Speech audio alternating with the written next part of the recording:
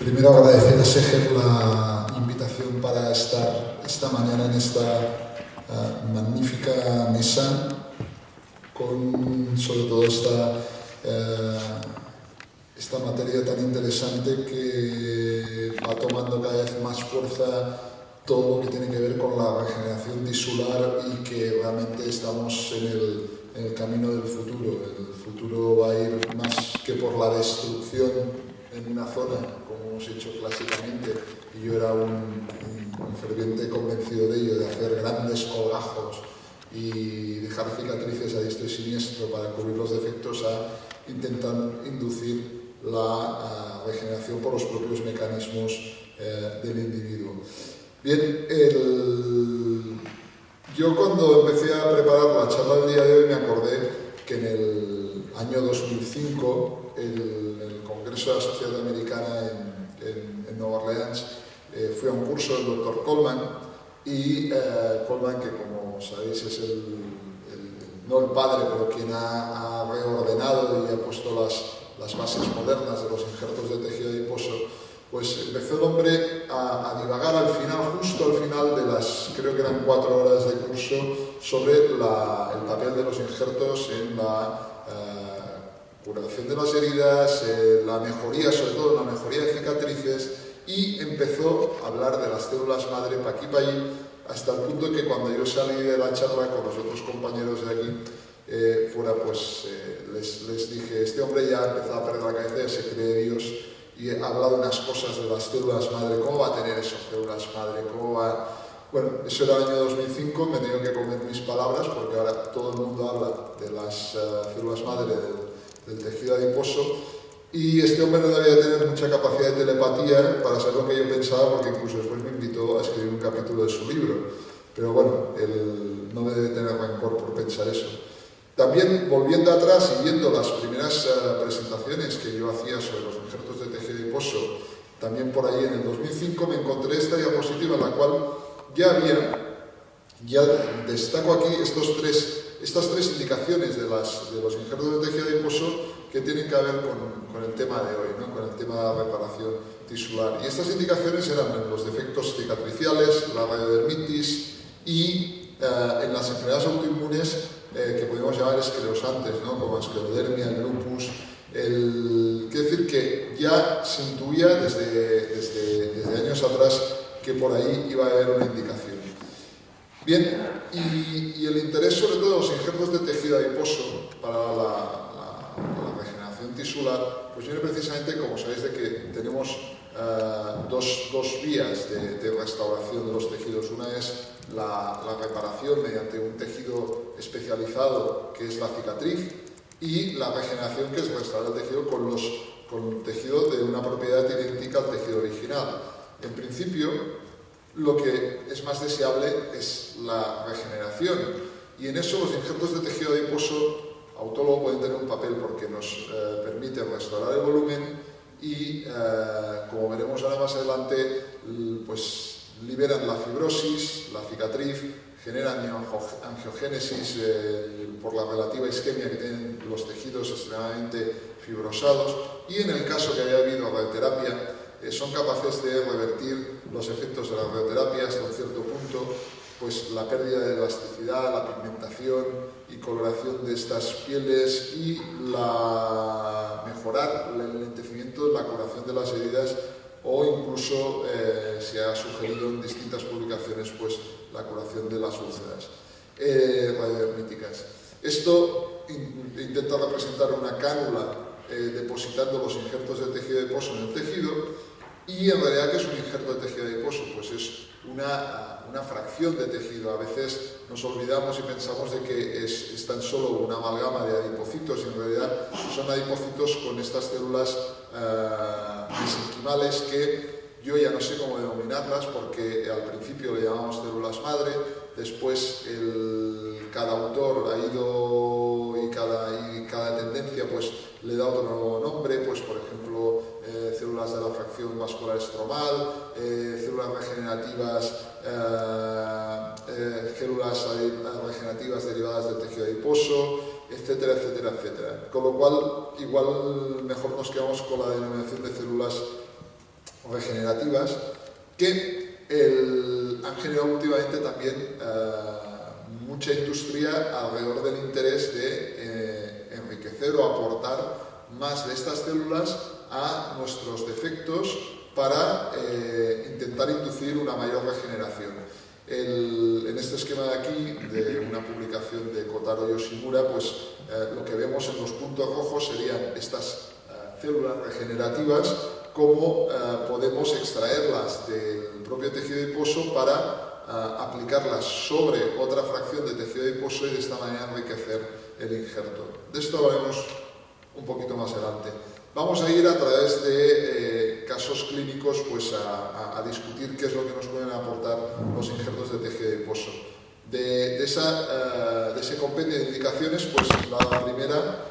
serían las cicatrices. Ya en el 2011 en el Annals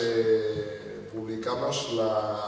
pues un poquito nuestra experiencia hasta entonces con esos injertos de tejido adiposo para cicatrices y por qué el aplicar injertos de tejido adiposo para tratar las cicatrices frente al tratamiento clásico que siempre habíamos hecho de hacer una exéresis cuando no nos gustaba una cicatriz, exéresis y volver a suturar. Bueno, como sabéis vosotros, los que tenéis mucha experiencia en la cirugía plástica, es que normalmente quitar una cicatriz cortando y suturando solo generas una nueva cicatriz, con lo cual a veces no salías del círculo vicioso. Bien, ¿qué es lo que nos puede aportar pues entonces los injertos de tejido adiposo? Este autor que vemos aquí, subrayado en rojo, Hansen, no es en este artículo, sino en una presentación que yo le vi en Monte Carlo este año, explica cómo los injertos de tejido adiposo, sobre todo las células madre que contienen, son capaces de modular la acción de las citoquinas, especialmente a través de la inhibición del Transformer Growth Factor beta de los fibroblastos para reducir la fibrosis tisular. Por esa vía, a través de esa vía, pues se genera mucho interés en la industria de este tipo de dispositivos que generan células madre, etcétera, para intentar reparar sobre todo los defectos de infarto de miocardio, incluso de insuficiencia renal crónica, etcétera, etcétera, por esta vía de la regeneración y sobre todo la inhibición de la fibrosis. Este caso es para mí quizás el que más me hizo aprender en su momento. Era una paciente en la cual después de una cirugía ginecológica se infectó el Fanestin y lo que venía la paciente era etiquetada pues para reparar una cicatriz. Si vemos aquí pues tenemos un hundimiento en la cicatriz y en todas las zonas circundantes, posiblemente porque la naturaleza de esa infección debía ser un poco necrotizante. Y yo lo que me planteé en ese momento fue que si yo le quitaba esta cicatriz y le suturaba, volvía a tener un hundimiento en esta zona, con lo cual yo no lo veía claro y me acordé de la charla del Dr. Coleman en Nueva Orleans y decidí plantear a la paciente unos injertos de tejido adiposo. En esta diapositiva vemos, tras la primera sesión, bueno, pues algo que vemos muy habitualmente cuando tratamos cicatrices es que pues con una sesión pues bueno, hemos mejorado, pero eso que no. Pero aquí la clave es realizar una segunda sesión. Tras una segunda sesión y sin haber cortado en absoluto nada, aquí solo hay injertos de tejido adiposo y si uno se fija en las estrías podrá ver que aquí no ha habido ningún estiramiento en la piel, pues lo que hemos logrado es, como en la primera sesión hemos aumentado el grosor de tejido adiposo debajo de la cicatriz y hemos liberado la fibrosis de la cicatriz, en la segunda sesión es más fácil todavía aumentar más el volumen y liberar todavía más la fibrosis, porque tenemos todavía más tejido receptor, con lo cual esto es el resultado de la paciente que ya hace años que está tratada y es absolutamente estable, sin haber realizado ningún tipo de incisión, solo con injertos de tejido adiposo. Otro caso de una cicatriz abdominal, una paciente con un abdomen catastrófico después de unos problemas de una cirugía en cáncer de colon y que quería mejorar su abdomen, aparte de los pechos, y como vemos presentaba esta umbilicación. Nosotros sabemos si esto, por más que estiremos, esta umbilicación no va a desaparecer. Pues lo mismo, aplicamos injertos de tejido adiposo, en este caso en una sola sesión, junto con la abdominoplastia, pues logramos que esta umbilicación desaparezca. Sobre todo lo que uno nota cuando trata cicatrices con injertos de tejido adiposo es no solo el hecho de que el aumento de volumen haga que no haya hundimiento por la cicatriz, sino que uno realmente nota este despegamiento, esta liberación, este retorno a la elasticidad del tejido, ¿no? Esto es un cortesía de la doctora Guisantes, que es coautora del artículo, un defecto post-cirugía de ginecomastia, que de estos hay bastantes. La cirugía de ginecomastia resuelto con una sola sesión de injerto de tejido adiposo. Y a raíz de todas estas experiencias, nosotros empezamos a aplicarlo en el difícil mundo del defecto de la cirugía conservadora de cáncer de mama, donde aquí ya tenemos además el efecto de la radioterapia. Este caso a mí me gusta mucho por una diapositiva que veremos luego, una sesión, y tras una sesión pues entiendes por qué hubo mucha gente que en el pasado decía que esta técnica no servía para nada, porque tras una sesión, pues bueno, ha mejorado, pero no te ha solucionado el problema. Aquí la clave es hacer la segunda sesión, porque ahora ya hemos liberado la fibrosis, ahora hemos aumentado el grosor del tejido, por tanto va a ser más receptivo una segunda sesión, y en una segunda sesión más una pequeña apexia alveolar y dejar pasar el tiempo, porque a medida que pasan los meses, el injerto de tejido adiposo todavía te libera más la fibrosis, es decir, al año tienes todavía mejor resultado que a los 6 meses. Pues lo que vemos en esta paciente que se controlaba por una enfermedad pulmonar con TAC es un incremento del grosor de los tejidos que, comparado con la fibrosis intensa que había antes, podemos ver cómo ha habido realmente una regeneración de este tejido, porque esto es tejido adiposo, que se ve realmente un poco más densa esta zona de fibrosis, pero el incremento es notable y realmente pues te da idea de la capacidad que tiene esta técnica, ¿no? Y esto es el resultado de los 5 años con la apexia perioral bilateral parasimetrizada. Bien, también se puede aplicar en acné. Como sabéis, en los acnés graves hay, además de la alteración en la dermis, hay una atrofia de la grasa subdérmica, y ese componente clásicamente no se había tratado. Se realizaban peelings, se realizaba láser, pero la atrofia subdérmica no se había tratado. Esto pues lo propone también Coleman, y lo que hacemos es un injerto de tejido adiposo rascando la subdermis, depositándola ahí para ayudar a restaurar la elasticidad. Sobre todo lo que notas aquí es que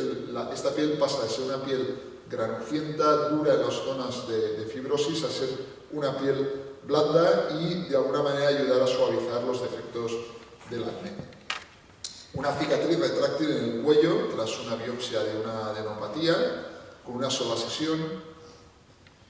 Un paciente con una deformidad, una hemiatrofia facial congénita, que tras múltiples cirugías de cirugía maxilofacial, pues el hueso en el TAC estaba muy en su sitio, pero claro, el componente de partes blandas no solo no se había tratado, sino que había empeorado tras los sucesivos abordajes de cirugía maxilofacial, donde se había generado más fibrosis. Pues con una sesión de injertos de tejido adiposo, este paciente logró a nivel estético mucho más que con todas las otras intervenciones, hasta el punto que el paciente se ha hecho estudiante de bioingeniería, porque se ha motivado mucho para todas estas cosas.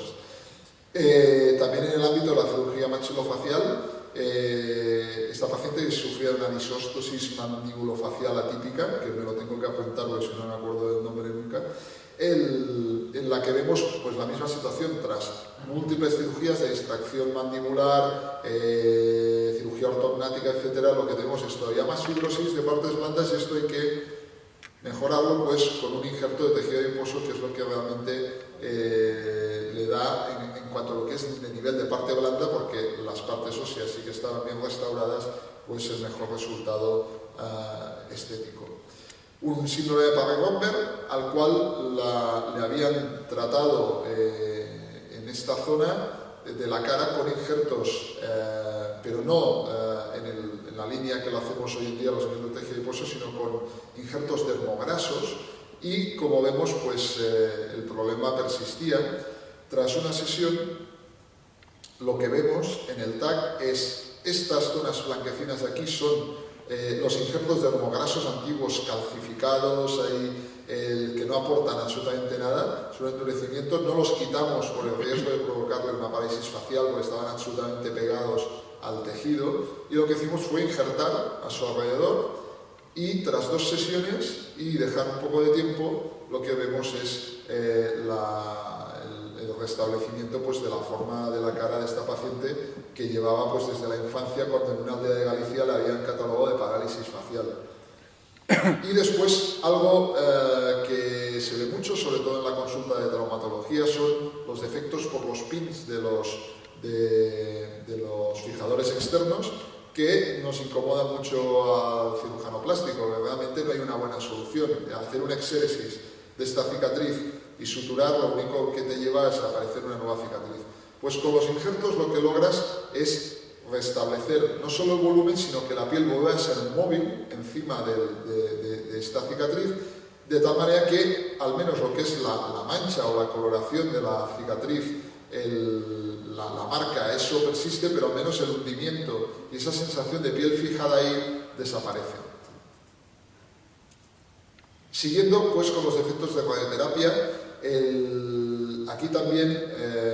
últimamente hay muchas publicaciones, esa de Coleman y esta de Rigotti, que yo también fui un poco escéptico cuando la primera vez que lo leí, esto de Rigotti ya es del 2005, en que decía que incluso se podían mejorar las contracturas capsulares de las prótesis con injertos de tejido adiposo. Bien, hasta que te encuentras con todo respeto a la paciente, la típica pesada, que viene porque la habían operado otros cirujanos varias veces de una reconstrucción mamaria que para mí pues la indicación de lo que le habían hecho no era adecuado, una prótesis en una zona muy irradiada del tejido muy delgado, y la paciente lo que decía es que quería una solución sin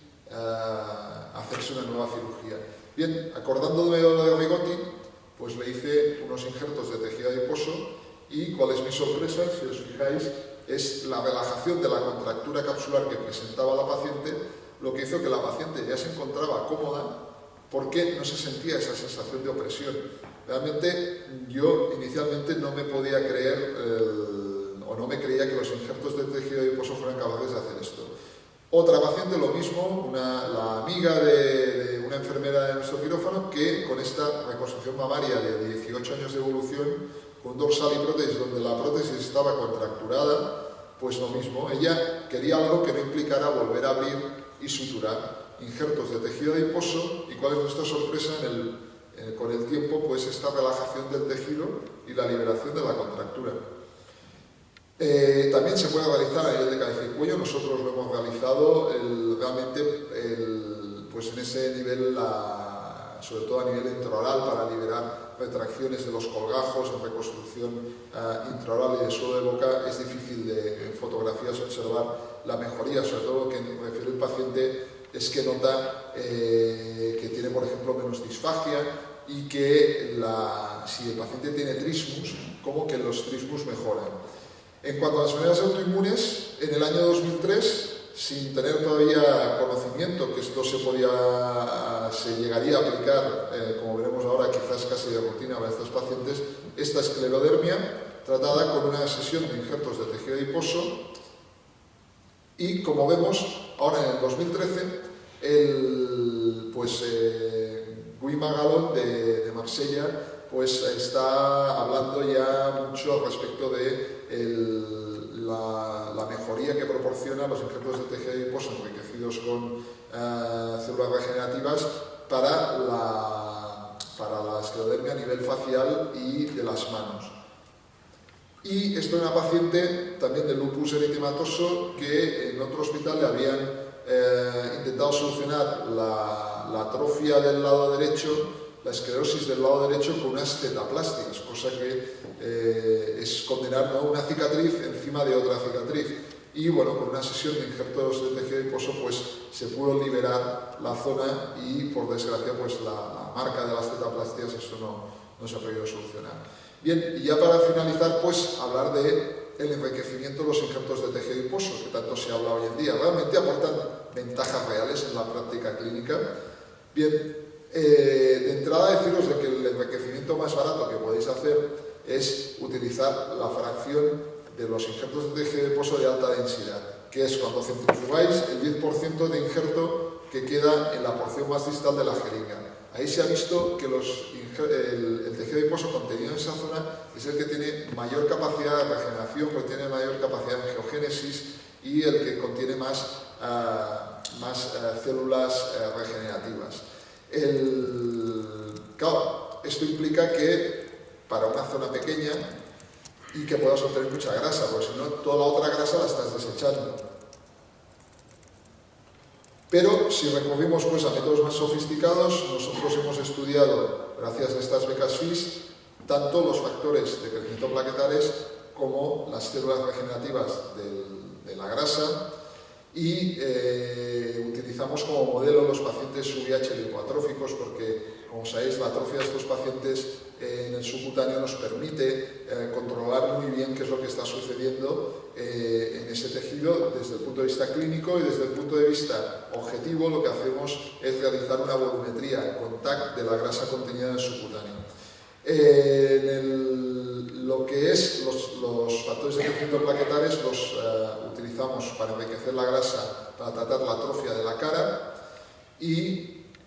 esto eran las mediciones que realizábamos con el TAC para ver cómo evolucionaba una porción del tejido cerebral subcutáneo de la cara contenido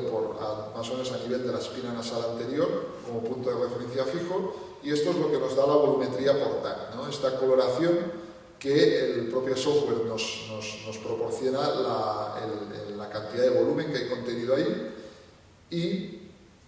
lo que vemos en uno de los casos, ¿no? Abajo en el TAC, pues cómo se ha regenerado el tejido adiposo y clínicamente cómo esto se corresponde con una mejoría clínica del paciente. Bien, tanto en un grupo como en el otro los resultados fueron idénticos. Los resultados de nuestro trabajo fueron que no había ninguna diferencia significativa entre los dos grupos, pero sí que yo quiero destacar que en los dos grupos lo que se veía era que entre el segundo mes y el 12º mes había un incremento adicional de volumen, lo cual significa que allí algo está pasando en cuanto a regeneración del tejido, cuando en vez de haber una reabsorción, con el tiempo lo que hay es un ligero incremento. Y en cuanto a las células regenerativas, o como le queráis llamar, o células madre, o fracción vascular estromal, decir que podemos inclinarnos por 4 estrategias distintas para regenerar. Una, inducir células residuales de un tejido, que a veces lo que puedes pensar es decir, bueno, ¿cómo es que no han actuado estas células ya en primera instancia si estaban ahí, ¿no?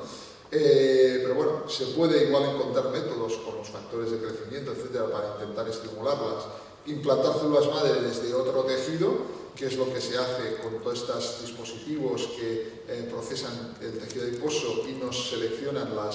y separan las células madre. Implantar células madre en una matriz tisular es una estrategia que está publicada, y entonces implantar la matriz tisular empapada con esas células madre.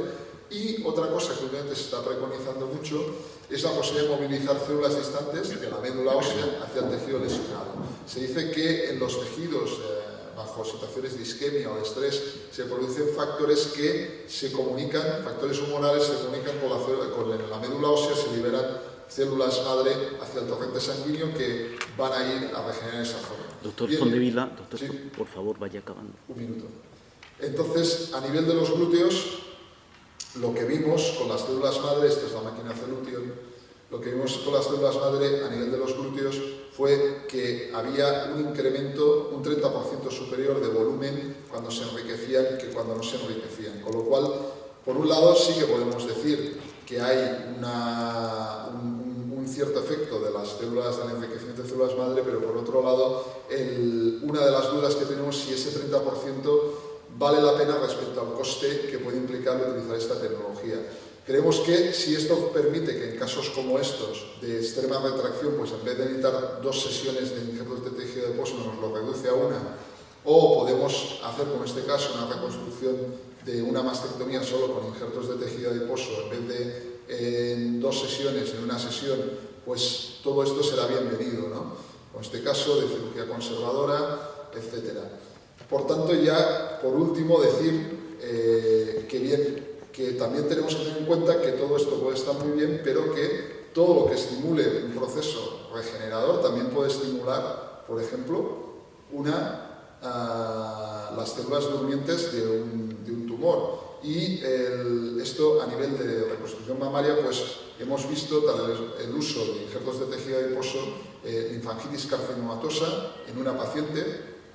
y en otra paciente, como es en este caso, cuando a los 4 meses de los injertos de tejido adiposo apareció esta recidiva de la neoplasia en forma de linfangitis carcinomatosa. Pues bien, hay algunos artículos que comentan que, por un lado, tenemos el beneficio del estímulo de los procesos de regeneración, pero por otro lado, tenemos que ser cautelosos en qué papel puede jugar también tanto factores de crecimiento como células madre en cuanto a estimular la reaparición de tumores que están durmientes. Muchas gracias y perdonadme si me he alargado.